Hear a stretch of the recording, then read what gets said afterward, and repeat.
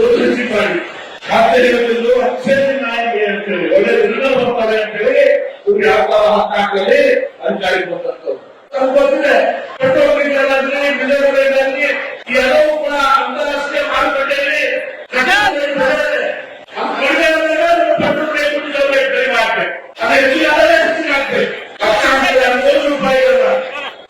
ಇವತ್ತು ಜನರಿಗೆ ಅದನ್ನ ಜನತೆಗೆ ಅದನ್ನ ವರ್ಗಾವಣೆ ಮಾಡಬೇಕಾಗಿತ್ತು, ಕಡಿಮೆ ಆದ ಯಾವುದನ್ನು ಕೂಡ ಈಗ ಮತ್ತೆ ಸರ್ಕಾರ ಈ ಗ್ಯಾಸ್